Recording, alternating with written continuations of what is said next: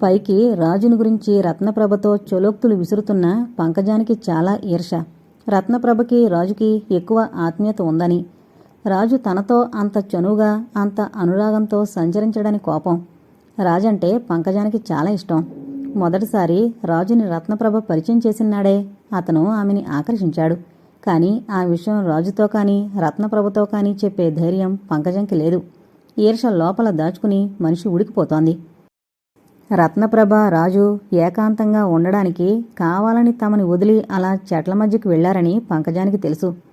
రత్నప్రభచే ఆకర్షింపబడ్డ భూషణ్ రత్నప్రభ అలా రాజుతో వెళ్లిపోవడం వల్ల చాలా విసుగ్గా ఉన్నాడని తెలుసు. గోపాలరావు తనని ఆకర్షించడానికి సర్వ ప్రయత్నాలు చేస్తున్నాడని తెలుసు. ఎలాగైనా భూషణ్ణి గోపాలరావుని వదులుచుకుని రత్నప్రభ రాజు ఉన్న చోటికి పోవాలని పంకజం నిశ్చయించుకుంది. వెళ్ళి ఏం చెయ్యాలని కాదు, వాళ్ళు ఏం చేస్తున్నారు, తనని చూడగానే వాళ్ల ముఖాలు ఎలా అవుతాయి, ఇలా ఆలోచిస్తోంది. చటుకున పంకజం ఆగిపోయింది. ఏంటి అడిగాడు భూషణ్. ముళ్ళుగుచ్చుకుందా అడిగాడు గోపాలరావు ఆప్యాయంగా. లేదు, మీరిద్దరూ అలా ముందుకు వెళ్ళండి, నేను చెప్పేటంతవరకు వెనక్కి తిరక్కండి అంది. ఎందుకు అడిగాడు భూషణ్ చిరాకుతో. ఎందుకో వివరంగా చెప్పాలా ఏంటి, ఆ మాత్రం అర్థం చేసుకోలేవా అని పంకజం కసురుకోగానే ఇద్దరూ ముందుకి సాగిపోయారు. పంకజం చటుకున మామిడి చెట్ల మధ్యకు వెళ్ళింది.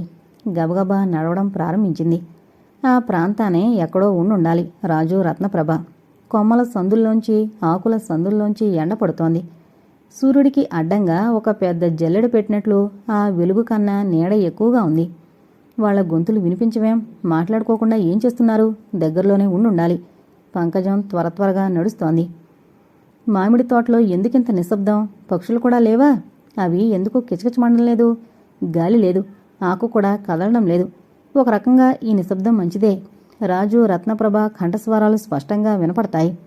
వాళ్ళకి కాస్త దూరంగా కనపడకుండా నిల్చుని వాళ్ళు తనని గురించి ఏం మాట్లాడుకుంటున్నారో వినొచ్చు. ఇంకా త్వరగా నడుస్తోంది. ఎక్కడో దూరాన్నుంచి తన వెనక పంకజం పంకజం అని భూషణ్ పిలుపు వినబడుతోంది. అంతలో దగ్గరలో చిన్న నవ్వు, వెకిలి నవ్వు వినిపించింది. పంకజం చటుక్కున ఆగి చుట్టూ చూసింది. రాజు రత్నప్రభ అక్కడెక్కడో ఉన్నారని. ఏమీ వినిపించలేదు. మళ్లీ ఒక అడుగు వేసింది. మళ్లీ నవ్వు ఇకిలించినట్లు. అంత వెకిలిగా నవ్వేది రత్నప్రభేనా? రాజు చేతుల్లో పడుకుని తన్మయత్వంలో తను ఎలా నవ్వుతోంది మర్చిపోయి ఉంటుంది అనుకుంది పంకజం. దగ్గరలో ఎక్కడో ఉండుండాలి. అడుగులో అడుగు వేసుకుంటూ కదిలింది. మళ్లీ నవ్వు పైనుంచి వినిపించింది. ఇద్దరూ చెట్టెక్కి కూర్చున్నారేమో, తనని చూసి నవ్వుతున్నారేమో. తలెత్తింది. మామిడి చెట్ల కొమ్మల్లోకి ఆకుల గుబురులోకి పరీక్షగా చూసింది. రెండు కొమ్మల మధ్య ఆకుల వెనక ఏదో తెల్లగా కనిపించింది. రత్నప్రభ కట్టుకుంది తెల్లచీరేనా? జ్ఞాపకం చేసుకుంటోంది. ఆకుల మధ్య తెల్లగా కదిలింది. చీరకొంగు అయ్యుండాలి అనుకుని దిగిరా అంది పంకజం. వెంటనే నవ్వు వినిపించింది. ఆకుల మధ్య నుంచి కొమ్మ మీదకొచ్చింది ఓ అస్థిపంజరం. పంకజం కళ్ళప్పగించి నోరు తెరచుకుని కాళ్ళు కదల్చలేక రాతి బొమ్మలా నిలబడింది. చెట్టు కొమ్మ మీద నుంచి ఆ ఎముకల గూడు దిగుతోంది కిందకి. నవ్వుతూ దిగుతోంది. కాలేజీ ల్యాబొరేటరీలో పంకజం ఎన్నోసార్లు అస్థిపంజరాన్ని చూసింది. తనకి అస్థిపంజరం చూస్తే భయం వేయదు. కానీ ఈ అస్థిపంజరానికి చెవులున్నాయేమిటి? మొదట పంకజానికి కలిగిన ఆలోచన అది. తర్వాత భయం వేసింది. భయం ఎక్కువైతే కాళ్ళు కదలవు. పారిపోవాలని ఎంత అనిపించినా కదల్లేదు. అది పంకజం స్థితి. ఆ ఎముకల గూడు కిందకి దిగుతోంది. పంకజాన్ని ఆశీర్వదిస్తున్నట్లు ఒక చెయ్యి ఊపుతూ దిగుతోంది. వచ్చేస్తోంది కిందకి. ఇంకో అరక్షణంలో నేల మీదకి, తన పక్కకి, తన ముందుకొచ్చి నిలబడుతోంది. పంకజంకి ముచ్చెమట్లు పోశాయి. కాళ్ళు చేతులు గజగజా ఉణికిపోయాయి.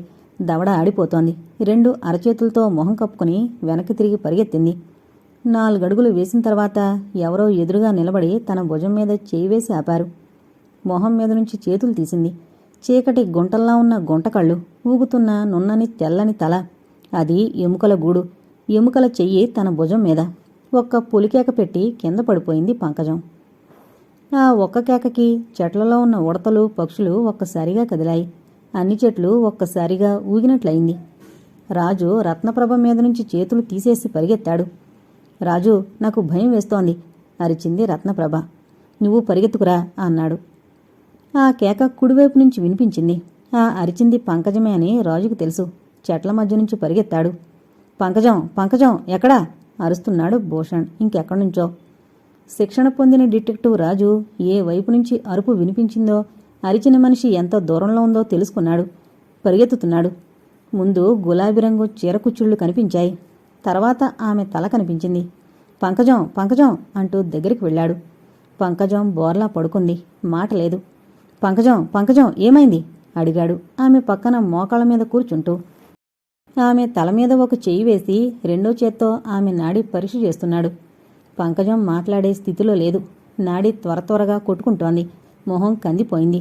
ఆయాసపడుతోంది. పెదిమల చివర్ల నుంచి కొద్దిగా నొరగొస్తోంది. రాజు జేబులోంచి రుమాలు తీసి నొరగ తుడిచి ఆమె తల తన ఒళ్ళోకి లాక్కున్నాడు. అంతలో భూషణ్ గోపాలరావు అక్కడికొచ్చారు. ఏం చేస్తున్నావు అడిగాడు భూషణ్ రాజుని. స్పృహ పోయింది. ఎందుకు? నాకు తెలీదు. నేను వచ్చేటప్పటికి ఇలా ఉంది. అయితే తల ఒళ్ళో పెట్టుకోవాలా? రాజుకి వెర్రెత్తిపోయింది. అతనితో అప్పుడు మాటామాటా పెంచుకోవడం ఇష్టం లేదు. మిస్టర్ గోపాలరావు, ఇంటికి పరిగెత్తుకు వెళ్ళి కాసిన నీళ్లు తీసుకురండి అన్నాడు రాజు. గోపాలరావు తల ఊపి పరిగెత్తాడు. రత్నప్రభ కూడా అక్కడికొచ్చింది.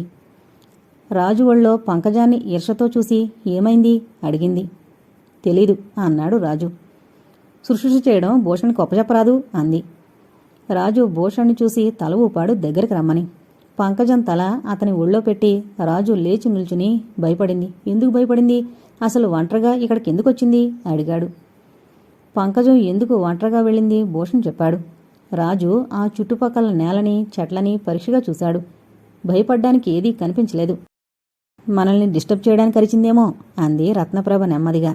అంత నిర్దాక్షిణ్యంగా మాట్లాడుకు, పాపం మురచిపోయింది అన్నాడు రాజు. అంతలో గోపాలరావు వాటర్ బ్యాగులో నీళ్లు తీసుకునొచ్చాడు. మొహం మీద నీళ్లు చల్లిన కాసేపటికి పంకజం కళ్ళు తెరిచింది. ఏమైంది? ఎందుకలా అరిచావు అడిగాడు భూషణ్ చెల్లెల్ని. నిమిషం పాటు మాట్లాడకుండా చుట్టూ చూసింది భయంతో. భూషణ్ మళ్ళీ అడిగాడు. అస్థిపంజరం. అస్థిపంజరమా? ఎక్కడా? అస్థిపంజరం. విచిత్రం, చెవులున్నాయి. అస్థిపంజరానికి చెవులుంటాయా అడిగింది. ఒక్కొక్కరు ఒక్కో ప్రశ్న అడిగారు. ఆమె జవాబుల్ని బట్టి ఏం జరిగింది గ్రహించారు. నాన్సెన్స్, ఉత్త భయం. భయపడి భ్రమపడింది. ఎముకల గూడు చెట్ల మీద నుంచి దిగిరావడమేమిటి అంది రత్నప్రభ. ఒకళ్ళ అనుభవాలు ఇంకొకళ్ళకు నాన్సెన్స్ అని కొట్టిపారేయడం వివేకం కాదేమో అన్నాడు రాజు. అయితే మేమంతా వెళ్ళిపోయిన తర్వాత మీరిక్కడే ఒంటిగా కాసేపు ఉండి చూడకూడదు అన్నాడు గోపాలరావు రత్నప్రభని చూసి. రత్నప్రభ గోపాలరావుని సూటిగా కళ్ళలోకి చూసింది. ఇతనేమిటి పంకజంచే ఆకర్షింపబడ్డా? అందుకే ఆమెని వెనకేసుకుని వస్తున్నాడా అనుకుని, పట్టపగలు నాకేం భయం లేదు, మీరు వెళ్ళండి, నేనిక్కడే ఉంటాను అరగంట అంది. ఇప్పుడు అటువంటి పంతాలొద్దు, ఇంటికి పదండి, వెళదాం అన్నాడు భూషణ్. నేను రాను, ఇక్కడే ఉంటాను అంది రత్నప్రభ. రాజు జేబులోంచి విజిల్ తీసిచ్చి, సరే ఇది నీ దగ్గరుంచుకో, అవసరమైతే విజులుదు మాకు వినిపిస్తుంది అన్నాడు. నడవగలవా? నేను ఎత్తుకుని తీసుకువెళ్ళనా అడిగాడు భూషణ్. నువ్వు నన్ను ఎత్తుకోలేవు. నువ్వు నడవగలవా అడిగాడు భూషణ్ మళ్ళీ. నడవలేను. అయితే ఎత్తుకుంటాను అని భూషణ్ చెల్లెల్ని ఎత్తుకున్నాడు. వెనకే రాజు గోపాలరావు బయలుదేరారు. కాస్త దూరం వెళ్ళగానే భూషణ్కి ఆయాసం వచ్చింది. పంకజాన్ని దింపి, ఇక నడవగలవా అడిగాడు. కాళ్ళు నిలవడం లేదు, నిల్చోలేను. పోనీ నేను ఎత్తుకొస్తాను అన్నాడు గోపాలరావు. వెంటనే భూషణ్, అవును మీరు ఎత్తుకోండి అని రాజుని ఓరకంట చూశాడు. రాజు ఎత్తుకోకూడదు, అంతే అతనికి కావలసింది. యుగంధర్ గారికి చెప్పారా అడిగాడు రాజు గోపాలరావుని. లేదు, వాళ్ళు లోపలున్నారు. నేను నా గదిలోకి వెళ్ళి నా వాటర్ బ్యాగ్ తీసుకుని వచ్చేశాను. పంకజాన్ని హాల్లో సోఫాలో పడుకోబెట్టారు. రాజు యుగంధర్కి చెప్పడానికి వెళ్ళాడు. ఇన్స్పెక్టర్ యుగంధరు అంతా విని రాజుతో హాల్లోకొచ్చారు. మొగాళ్లు ఎవరైనా ఆ రత్నప్రభున్న ప్రాంతాల ఉండవలసింది, అలా ఒంటరిగా వదిలి వచ్చి ఉండకూడదు అన్నాడు ఇన్స్పెక్టర్. నేను వెళ్ళనా అడిగాడు భూషణ్. వెళ్ళండి అన్నాడు యుగంధర్. భూషణ్ వెళ్ళిపోయాడు. రంగలక్ష్మి, రంగలక్ష్మి. ఎవరు? నువ్వా? ఏంటయ్యా అలా పేరు పెట్టి పిలవడం అంది రంగలక్ష్మి డ్రైవర్ లోకనాథాన్ని చూసి. పేరు పెట్టి పిలవకపోతే ఇంకేమని పిలవను? ఇంతకీ నీకేం కావాలి? వంట పూర్తయిందా? ఏం, నీకు ముందు వడ్డించాలా? ఎవరూ తినందే, బావుంది. భోజనం కోసం కాదు, నీతో మాట్లాడాలి. ఏం మాట్లాడాలి? ఒక విషయం. చెప్పు. ఇక్కడ కాదు, వంట పూర్తయితే అలా తోటలోకి రా అన్నాడు లోకనాథన్. రంగలక్ష్మి నిప్పులు కక్కుతూ చూసింది. ఈసారి వదిలేశాను, ఇంకెప్పుడైనా ఇలా పిచ్చి వేషాలు వేశావంటే అయ్యగారితో చెప్తాను, జాగ్రత్త అంది. నువ్వు పొరబడుతున్నావు. నిజంగానే నీతో ఓ ముఖ్య విషయం మాట్లాడాలి అన్నాడు కాస్త బెదిరి. చెప్పు, తర్వాత మధ్యాహ్నం చెబుతాన్లే అని లోకనాథన్ వెళ్ళిపోయాడు. రత్నప్రభ, రత్న పిలిచాడు కాస్తంత దూరం నుంచే భూషణ్. వెనక్కి తిరిగి అతన్ని చూసి, మీరా ఎందుకొచ్చారు అడిగింది. నీకు తోడు. అవసరం లేదు. ఇప్పటికీ పోగంట నుంచి ఇక్కడ ఒంటరిగా నిల్చున్నాను. ఎముకల గూడు కాదు కదా, ఒక్క ఎముక కూడా కనిపించలేదు. ఏమో, నువ్వన్నట్టు పంకజం భయపడి ఉండొచ్చు. పద పోదాం. ఎక్కడికి? ఇంటికా? అప్పుడే ఇంటికెందుకు, అలా కాసేపు నడుద్దాం. రత్నప్రభ అతన్ని పరీక్షగా చూసి, సరే పదండి అంది. ఇద్దరూ తోటలో నడుస్తున్నారు. నువ్వు తడబడుతున్నావెందుకు, నా చేపట్టుకో అన్నాడు భూషణ్ చేయి చాపి. నో థ్యాంక్ యూ, నేను బాగానే ఉన్నాను అని ఒక నేరేడు చెట్టు కింద ఆగింది. నేల మీదంతా పళ్ళు రాలిపడున్నాయి. 2 పళ్ళు ఏరుకుని తింది. చాలా బాగున్నాయి అని పైకి చూసి, ఎన్ని పళ్ళో, చెట్టెక్కి కొయ్యాలనుంది అనగానే, నేను చెట్టెక్కి కోసిపెట్నా అడిగాడు భూషణ్. మీరు చెట్టెక్కగలరా? కాలేజీలో పాఠాలు చెప్పడం మాత్రమే చేతనం అనుకున్నావా అంటూ చెట్టు దగ్గరికి వెళ్ళి చెప్పులు తీసేసి ఎక్కడం మొదలుపెట్టాడు. రత్నప్రభ పకపక నవ్వుతోంది. ఎందుకు నవ్వుతున్నావు అడిగాడు భూషణ్. ఏం లేదు, ఆ కొమ్మ ఊపండి, పళ్ళు కింద పడతాయి అంది. భూషణ్ కొమ్మ ఊపాడు. టపటపమని ఎండుటాకుల మీద నేరేడు పళ్ళు రాలాయి. రత్నప్రభ పళ్ళు ఏరుకుందాం అనుకుంటుండగా ఎవరో పిలిచినట్లయి వెనక్కి తిరిగింది. అవతల మామిడి చెట్టు కింద ఎవరో నిల్చున్నారు. తెల్లని బట్టలు వేసుకున్నారు. రత్నప్రభని చెయ్యి ఊపి పిలుస్తున్నాడు. మిస్టర్, ఎవరు నువ్వు అడిగింది. అతనెవడో జవాబు చెప్పకుండా మళ్ళీ చెయ్యి ఊపాడు. చెట్టు కింద నీళ్లలో నిల్చునున్నాడు. స్పష్టంగా కనిపించడం లేదు. తెలిసిందల్లా చాలా పొడుగ్గా ఉన్నాడని మాత్రమే. ఎవరు నువ్వు, ఎందుకు పిలుస్తున్నావు అంటూ రత్నప్రభ ఆ చెట్టు వైపు వెళ్ళింది. కొంచెం దగ్గరికి రాగానే చెట్టు కింద మనిషి ఆ చెట్టు కింద నుంచి ఇంకాస్త దూరంలో ఉన్న ఇంకో చెట్టు కిందకు వెళ్ళాడు. పిలిచి వెళ్ళిపోతావేం అడిగింది రత్నప్రభ. ఆ మనిషి ఆ చెట్టు కింద నుంచి చేయి ఊపి పిలుస్తున్నాడు. ఎవరు నువ్వు, నేను బెదిరిపోతాననుకుంటున్నావా అంటూ రత్నప్రభ అటు వెళ్ళింది. రత్న, ఎక్కడికి వెళ్ళిపోతున్నావు అని చెట్టు దిగుతూ భూషణ్ అరుస్తున్నా వినిపించుకోకుండా రత్నప్రభ వెళ్ళింది. బాగా దగ్గరకొచ్చేటంతవరకు ఉండి తర్వాత చెట్టు కింద మనిషి చటుకున ఇంకో చెట్టు కిందకు వెళ్ళాడు. ఏంటయ్యా, నువ్వు దగుడు మూతలాడుతున్నావు నాతో అంది రత్నప్రభ. లేదు అన్నట్టు 2 చేతులు ఊపాడు ఆ చెట్టు కింద మనిషి. అయితే ఎందుకలా పారిపోతావు? దగ్గరికి రమ్మని మళ్ళీ సంజ్ఞ. మొండిధైర్యం వచ్చిందామెకి. భయపడకుండా మనోబలం ప్రదర్శించాలని యుగంధర్ చెప్పిన మాటల వల్లే అయ్యుండొచ్చు. గబగబా ముందుకి ఆ చెట్టు కిందకు వెళ్ళింది. తీరా వెళ్ళేటప్పటికీ అక్కడ ఏమీ లేదు. మనిషి లేడు, మనిషి ఆకారమూ లేదు. రత్న, ఎందుకలా ఈ చెట్టు కిందకి పరిగెత్తుకొచ్చావు అడిగాడు భూషణ్ ఆమె దగ్గరికి వెళ్ళి. ఆమె ఉలిక్కిపడి అతన్ని చూసి, నా వెనకే వచ్చారా అడిగింది. అవును, ఏం? ఆ చెట్టు కింద నీకెవరైనా నిల్చునుండడం కనిపించిందా? లేదే అన్నాడతను. అయితే ఇదంతా నా భ్రమంటారా? ఏంటిదంతా చెప్పు. ఏం లేదు అంది. చెబితే నమ్మడని, తనే భ్రమపడిందని అంటాడని. భోజనాలయ్యాక అందరూ హాల్లో చేరారు. రత్నప్రభ ఏమీ మాట్లాడకుండా 4 మూలలా చూస్తూ కూర్చుంది. అయితే ఆ చెట్టు కింద నీకేమీ కనిపించలేదంటావా అడిగాడు యుగంధర్ రత్నప్రభని. లేదని తల ఊపింది.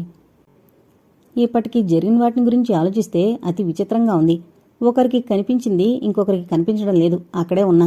ఒకరికి వినిపించింది, అక్కడే ఉన్నా ఇంకొకరికి వినిపించడం లేదు.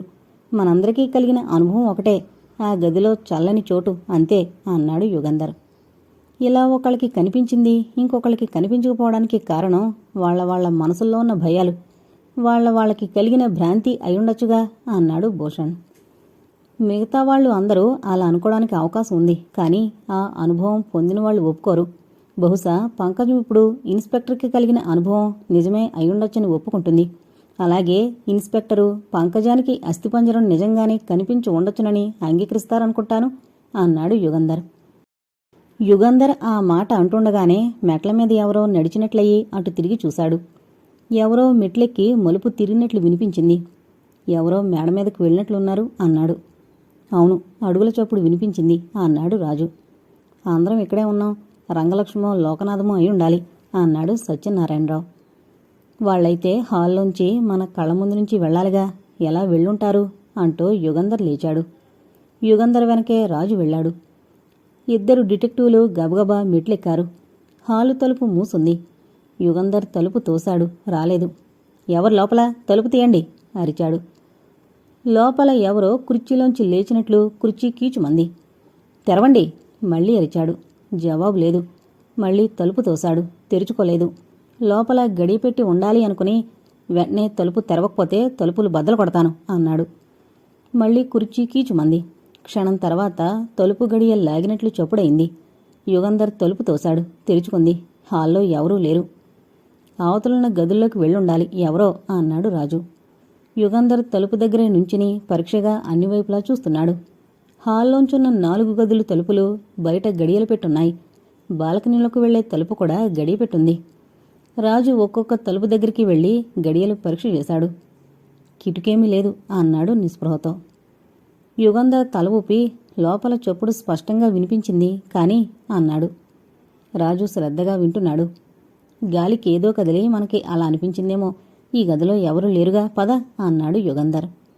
అందరూ యుగంధర్ని ఒకేసారి ప్రశ్నలు అడగడం మొదలుపెట్టారు. ఎవరూ లేరు. ఎవరూ ఉండడానికి వీల్లేదు. అంతే నేను చెప్పగలిగింది అన్నాడు యుగంధర్. ఎవరో మేడమెట్లెక్కడం మీరు చూశారుగా అడిగాడు సత్యనారాయణరావు. స్పష్టంగా కనిపించలేదు. ఎవరో మేడమెట్లు ఎక్కుతున్నట్టు అస్పష్టంగా వినిపించింది అన్నాడు యుగంధర్. నేను వెళ్ళి ఒక అరగంట విశ్రాంతి తీసుకుంటాను అని ఇన్స్పెక్టర్ లేచాడు. సత్యనారాయణరావు, యుగంధరు, రత్నప్రభ, పంకజం కూడా మేడ మీదకు వెళ్ళిపోయారు. రాజు, గోపాలరావు, భూషణ్, సార్జెంటు శివం మాత్రం హాల్లో కూర్చున్నారు. నాకు మధ్యాహ్నం పూట నిద్రపోవడం అలవాట్లేదు అన్నాడు సార్జెంట్.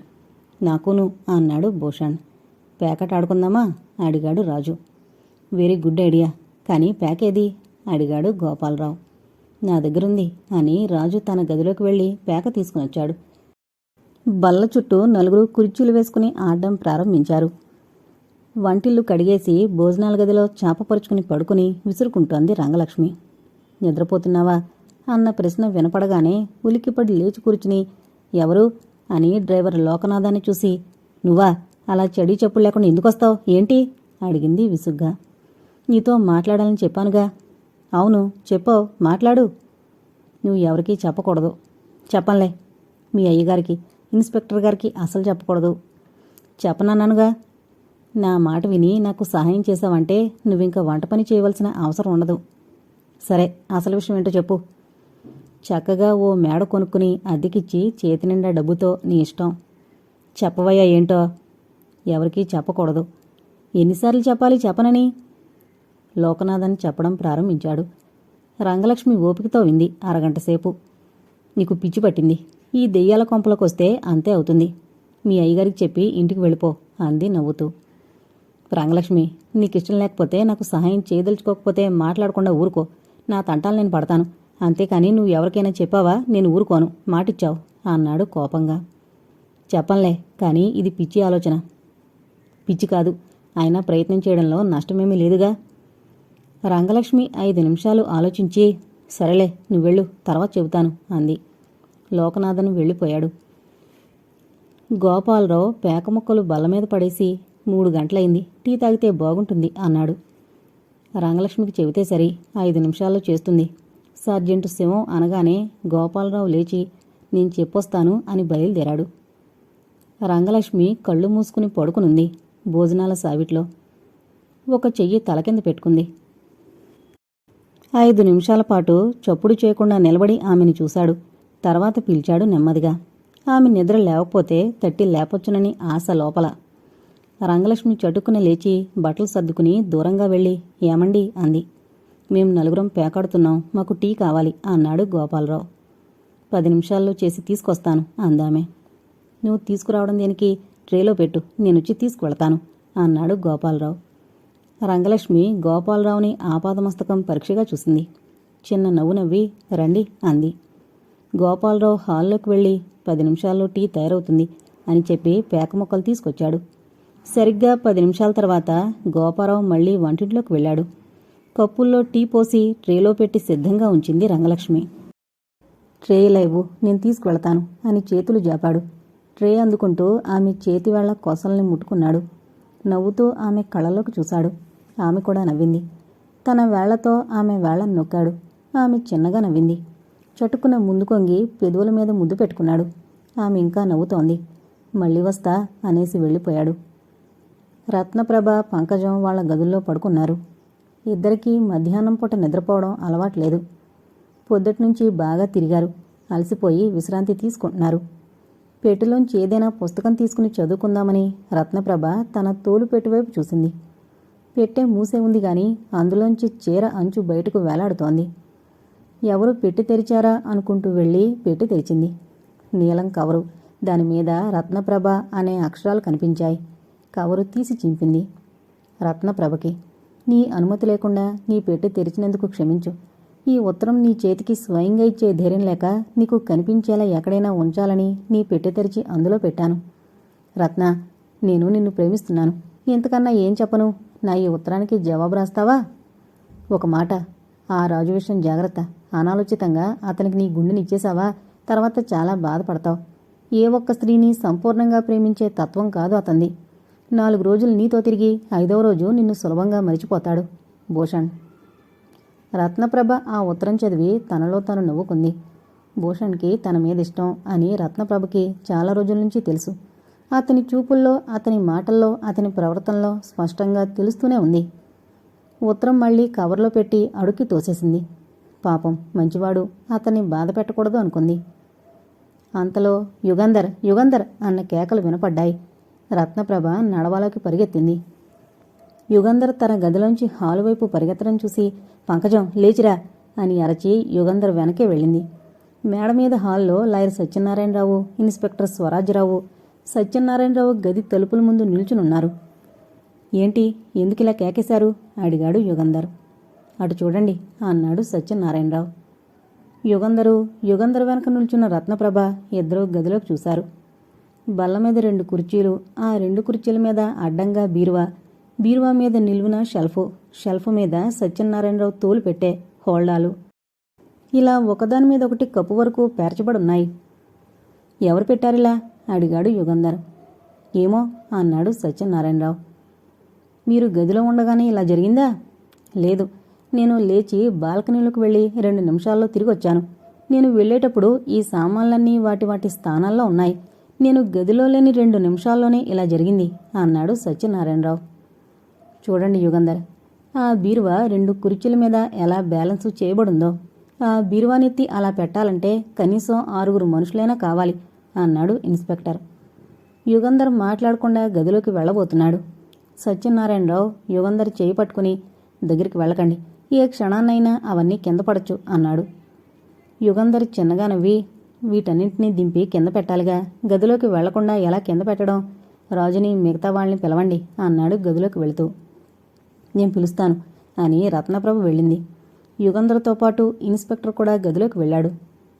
మనిషి మాత్రం ఇలా చేసి ఉండడానికి వీల్లేదు, సాధ్యం కాదు అన్నాడు ఇన్స్పెక్టర్ నెమ్మదిగా. సాధ్యం కాదంటే నేను ఒప్పుకోను, అవకాశం లేదంటే ఒప్పుకుంటాను అన్నాడు యుగంధర్. రాజు, గోపాలరావు, భూషణ్, సార్జెంటు పరిగెత్తుకుంటూ మేడ మీదకొచ్చారు. తలొక ప్రశ్న అడిగారు. పంకజం కూడా వచ్చి తలుపుకు దూరంగా నిల్చుని విస్తుపోయి చూస్తోంది. నింపాదిగా తర్వాత మనం చర్చించుకోవచ్చు, ముందు వాటిని కింద దింపాలి, రండి అన్నాడు యుగంధర్. ఎంతో శ్రమపడి వాటినన్నింటినీ కిందకి దింపి వేటిని వాటి స్థానాల్లో పెట్టేశారు. అరగంట పట్టింది. టీ అయిందేమో అన్నాడు స్వరాజ్యరావు. మేమంతా తాగేశాం, మీకు తీసుకొస్తాం, ఇక్కడే కూర్చోండి అని గోపాలరావు వెళ్ళిపోయాడు.